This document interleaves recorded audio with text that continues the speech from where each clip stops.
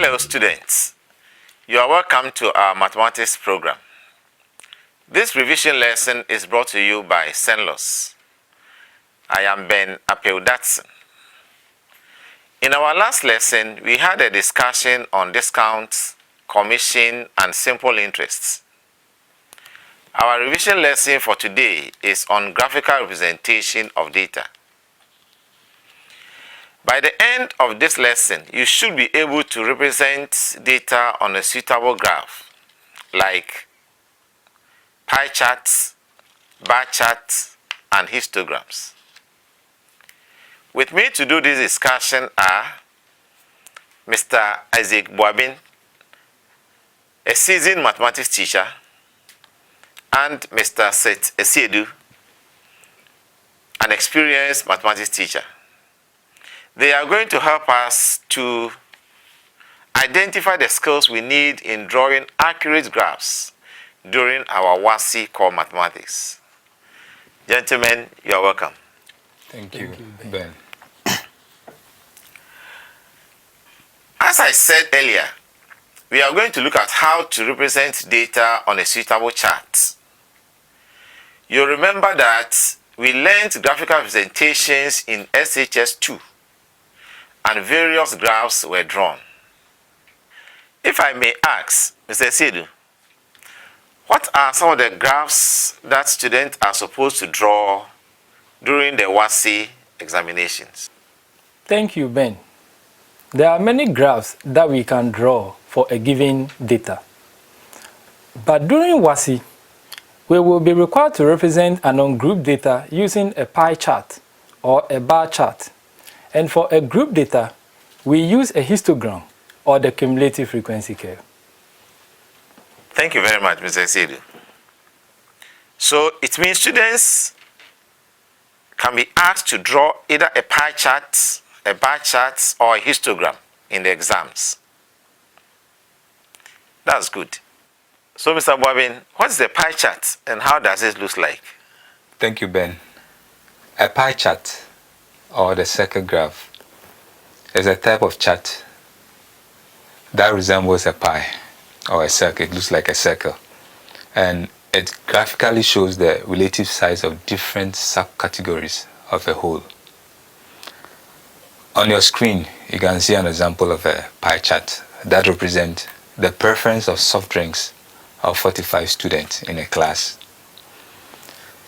If you look at the circle carefully, what we will call a pie chart carefully, you realize Calipo has 32. The 32 is not the number of students in the class, but rather the representation of those who like Calipo in terms of angles. So the total sum of angles in the pie chart is 360. Calipo represents 32 degrees on the pie chart. Then we come to Mott, which is 40 degrees. The highest degree over there is 96 degrees, which represent Pepsi, and so on. Now for the second chart, which represent the distribution of tribes in a church in Accra. So we are looking at the number of tribes, the embodiment of members who represent tribes in a church. By the look of the chart, you realize that the Gans take a higher portion, a high percentage. On the pie chart, we will say the highest degree by just a look at it, followed by the Ashanti and the Evers. Then we have the Krobo and the Fantis, the Frafra, the Gari, and the Mampusi are of the minority over there.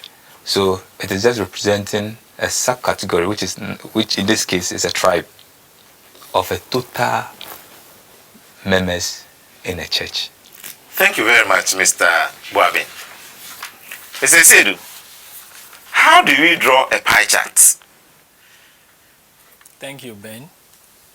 To draw a pie chart, we need to follow certain steps. And these steps, we have 6 main steps that we have to follow. 1. Find the total frequency of the data given. 2. Convert each frequency into degrees. You do this by dividing each frequency by the total frequency and multiply by the results, which is 360. 3. Draw a circle using a pair of compasses. You can use any convenient radius. Please, students, underline the word convenient. You choose the radius arbitrary, but you make sure it will suit what you want. 4. Draw a circle. Draw a radius of the circle. 5. Use the protractor to measure the degrees you have calculated for each item on your list. 6. Give your pie chart a title. These are the simple steps to help you draw a pie chart. Thank you very much, Mr. Esiedu. But I think these steps will be very clearer if you can take us through an example. Let's look at this data. We have a data which shows the mid-year importation of rice into Ghana in a particular year. We have the months, which ranges from January to June, and the value of rice imported. How do we draw a pie chart for this particular data, Mr. Esiedu? Thank you, Ben. We first calculate the total importation. Using the calculator, we will get the total importation to be 120,000 Ghana cedis. We then divide each month importation by 120,000 cedis and multiply the answer by 360 degrees. The results are shown on the screen.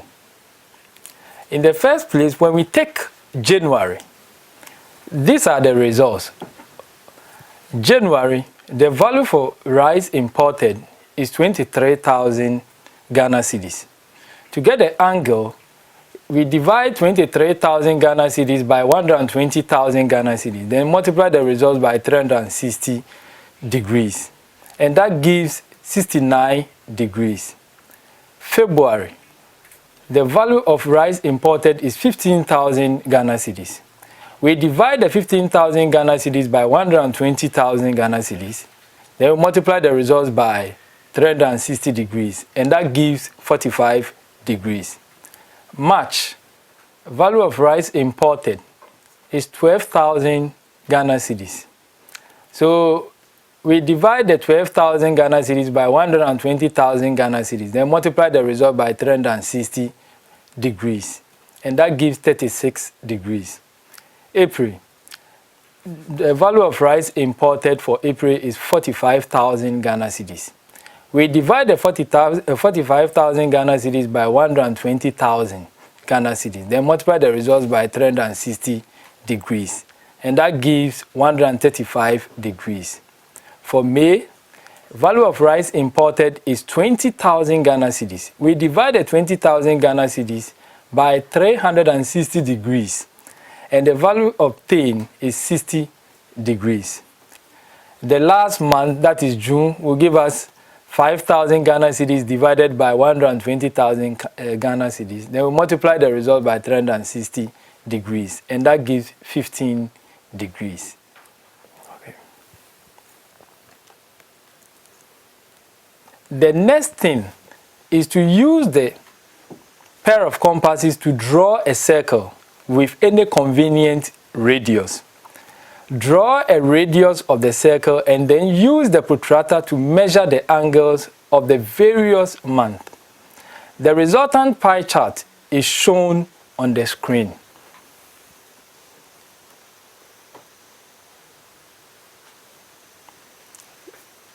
So, as I've already explained, we have April showing March, February, January, May, etc. So this is what we have on the pie chart. Thank you very much, Mr. Esiedu. I'm sure this is a very simple exercise, but you have to take another example. Mr. Boabin, can you please help us through this data? We have a data showing the voter turnout in an election in Ghana.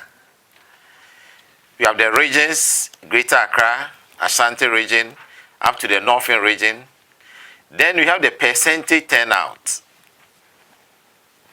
How do you draw a pie chart for this data? Thank you. This is a very simple question, as you can see.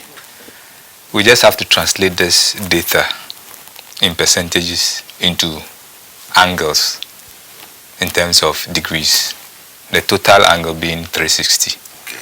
Our total data is 720%. If you sum everything from Greater Accra to Volta region. I think the highest over there is Western region, which is 94, which means that for every 100 registered voters in the Western region, 94 of them turn out, which is very impressive. Now, to get the angles for each subcategory, we divide that subcategory by the total, which is 720. Then we multiply it by 360. If you look at the table over there, as you can see on the screen, the calculations have been done over there. Let's pick the first one, for instance. For Accra, the percentage turnout was 78. Our totals, we know, is 720. So we divide 78 by 720, then multiply it by 360. That will give us 39. That follows through to the last region, which is Volta region. They came up with 54% turnout. So to 54 over 720 times 360, and that will give us 27 degrees. One thing you have to know is that after you do this, you have to sum all the degrees to check whether it is up to 360. If it's not up to 360, you advise yourself. It means that you made some mistakes, so you have to go through again as a student. After getting our degrees, we can now draw the pie chart.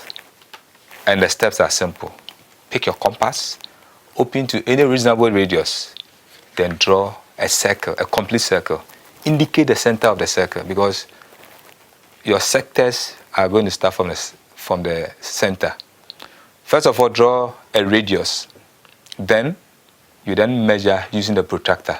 You've done this on the construction already. So you draw the angles, and if you do it very well, your chart will look like what you see on the screen. Thank you very much, Mr. Wabi. But earlier, Mr. Esiedu made mention of other charts that we can draw. Now we have looked at the pie chart. I want us to look at the bar chart. Mr. Wabi, can you help us to go through some steps that can help us to draw a bar chart? Definitely. A bar chart is a diagram where different categories of values are represented as bars. The height of each bar is equal to the number of observations in the corresponding category. The bars are of equal width, and the spaces between the bars are also of equal width. The diagram you see on your screen shows the preference in soft drinks of 45 students in a class. I think if you look at this data in terms of pie chart, now you can see the diagram in terms of what bar chart. Looking at it carefully, the number of students who prefer the respective drinks are on the vertical axis, clearly indicated number of students, and the soft drinks are written below. In fact, with this type of bar chart, the order of presentation is not important. You can start with Calipo before Malt. You can even start with Pepsi first before the other ones, because it's a bar chart. The only thing is that you have to indicate the subcategory and the frequency clearly. So, per our diagram, we have Malt first. Whereas the number of students who prefer Malt to the other drinks were 5. So the bar starts from 0 up to 5. Likewise, the other ones. Per the data, you can see clearly that Pepsi had the highest frequency. Most of the students, per our research, shows that they prefer Pepsi. Up to about 12 students prefer Pepsi to the other drinks. It's so simple to do this. Okay, but Mr. Boabin, we had a data that we drew the pie charts on the election turnout. Can you help us with the bar charts for that data? It's the same thing. In this case, our figures are very big. So we are going to use 10 centimeters to 2 centimeters on the graph. So you can see the data on your screen. Per the data, we'll put a percentage on the vertical axis. Those are the percentage turnout in the respective regions. And the regions will be on the horizontal axis. For Greater Accra, for instance, we had 78%. So you can see that the bar moves from 0 to a number lower than 80, but far bigger than 70, which is approximately 78, up to Volta region, which was 54, a little above 50, but lower than 60. So we present it that way. And also, if you realize that the bars, the breadth of the bars are almost the same. They are the same. And the spaces between the bars are also the same. That's how we present a bar graph. Thank you very much.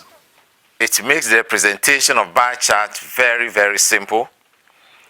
They must have equal width. There must be equal spacing throughout.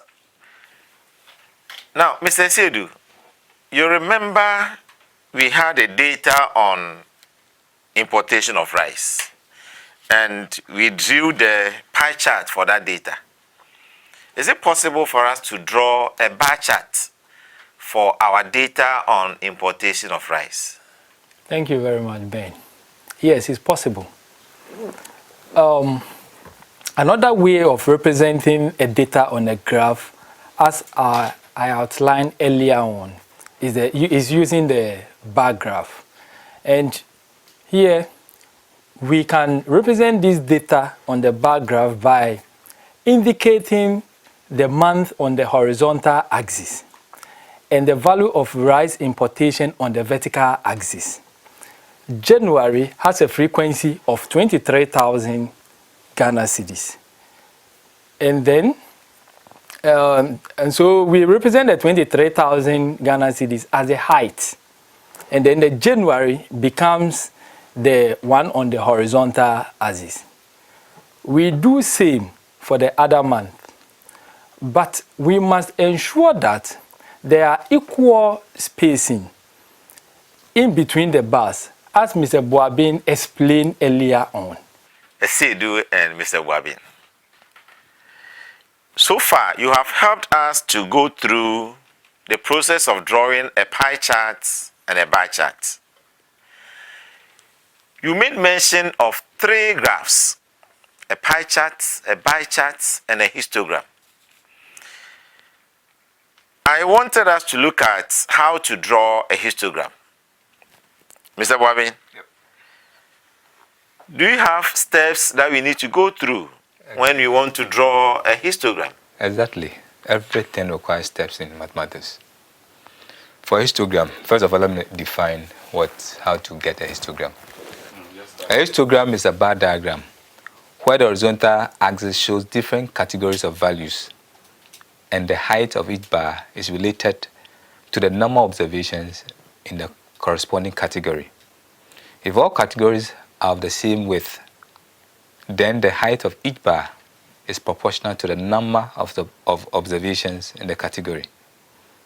But if the categories are of unequal width, then the height of the bar is proportional to the number of observations in the category divided by the width of the category, being needed to make up the wider category.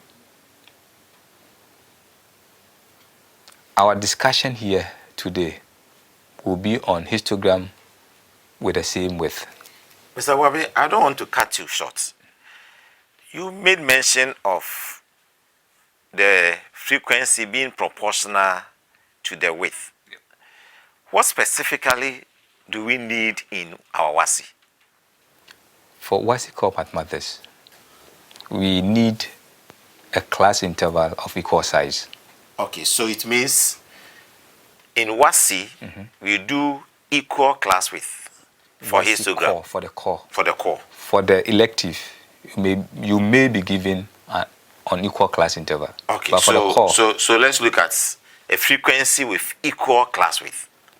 How do we go about it? To construct such a histogram, we use the class boundaries against their respective frequencies. The bars are joined together, unlike the bar chart, where one ends, the other starts. So, unlike the bar chart, where each of the bars stands independently, for the histogram, the bars hold hand together. Where one ends, the other begins, up to the end. Mr. Boabin, you have given us the steps that we need to go through if you want to draw a histogram. Now, Mr. Sedu, to end it all, I want you to help us go through this example where we have a data of marks. Now, the data ranges from 50 to 54 with a frequency of 3, 55 to 59 with a frequency of 9, 60 to 64 with a frequency of 10, up to 95 to 99 with a frequency of 6. If in a WASI examination, students are asked to represent this data on a histogram, what should they do? Thank you very much, Ben. As Mr. Boabin mentioned, we will first determine the class boundaries on the frequency distribution table. The frequency distribution table with the class boundaries can be written as this. One, we convert the class intervals to boundaries. And when you do that, for 50 to 54, you are going to obtain 49.5 to 54.5. So you continue in that order until you get to the last class interval, which is 95 to 99. At this point, you are finished with your table. Then, the next thing for you to do is to choose an appropriate scale. Then you draw two perpendicular lines and label the horizontal axis as marks and the vertical axis as frequency. You then draw your bars with the horizontal on the horizontal axis and indicate the class boundaries on it and the frequencies on the vertical axis. Good. As Mr. Boabin mentioned earlier on, you make sure you join them. Unlike the bar graph or the bar chart where you leave equal spacing in between the bars. This time around, you join them because you have a continuous data where you are using in applying and drawing the, the histogram. So that's what. Thank you very much, Mr. Esiedu. In fact, you have really helped us today to go through the drawing of charts. We thank you very much for your time and the knowledge that you have shared with us. Today we have been able to go through what it takes to draw a pie chart, a bar chart, and a histogram. We have been told that to draw a bar chart, there are equal spacing. But to draw a histogram, the bars are joined together. A pie chart is a complete circle with various angles drawn representing the sectors. Thank you very much, and I hope in our next revision lesson, you are going to join us. We are going to look at how to draw the cumulative frequency curve. This brings us to the end of our lesson. See you again, and it's goodbye.